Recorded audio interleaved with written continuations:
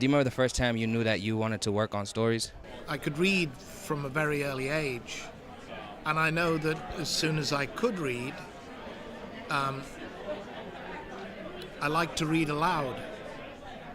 I still do.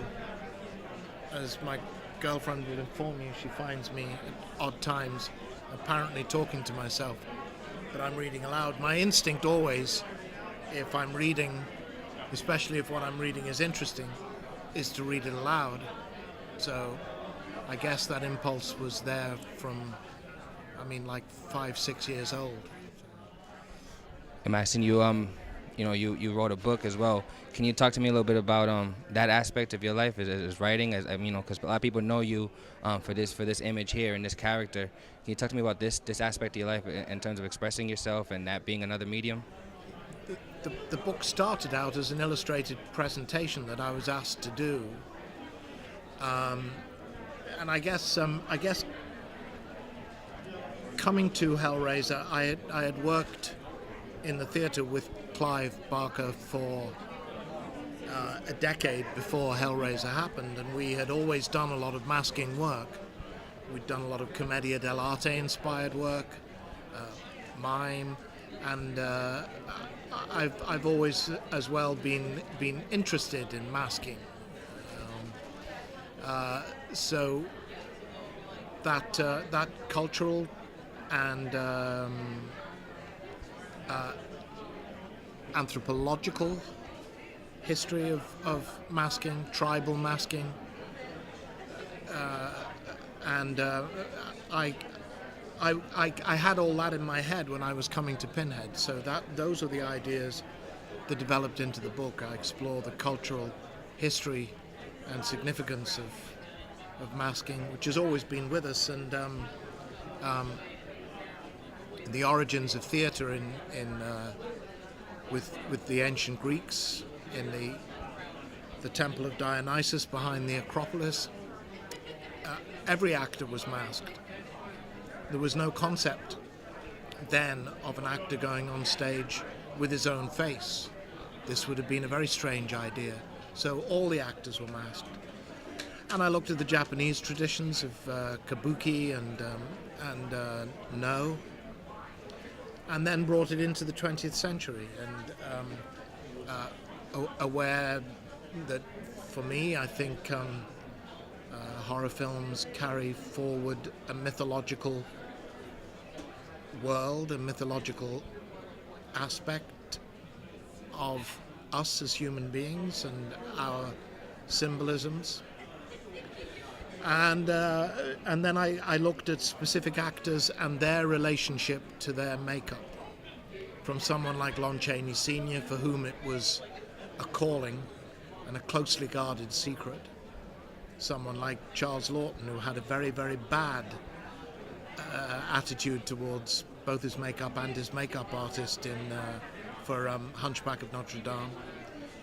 And up to the contemporary world of horror films, where I suppose the major franchises of the last 30 years have all had that in common, that their central character has been masked.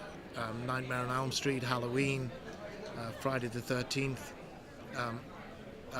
Texas Chainsaw Massacre, Pinhead, and Hellraiser.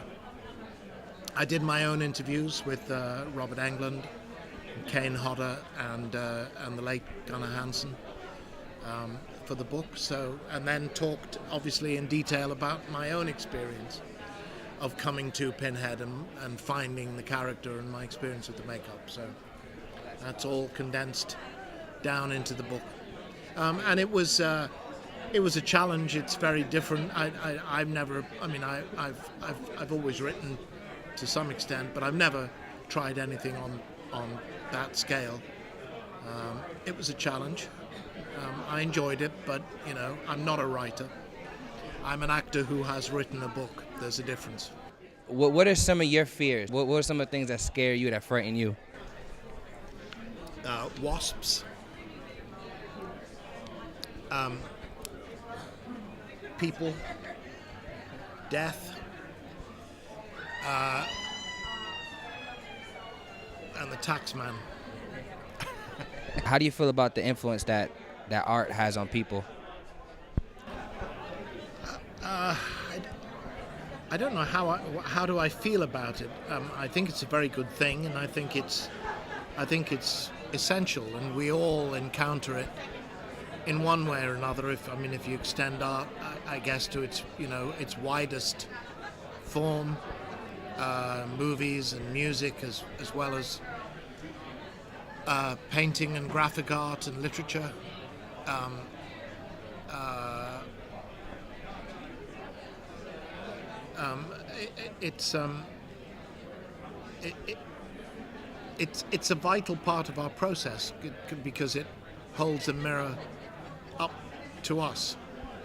Today, 2018, we're in June. How are you reflecting on this image here? The the first movie we shot 32 years ago,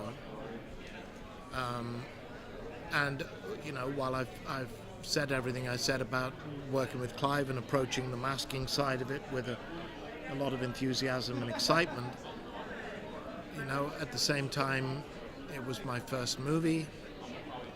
Um, I made it for union minimum rates. I had no concept in my head. I would have thought you were insane if you had told me that 32 years later I would still be answering questions about this movie. I knew we were doing something good, and I knew we were doing something interesting.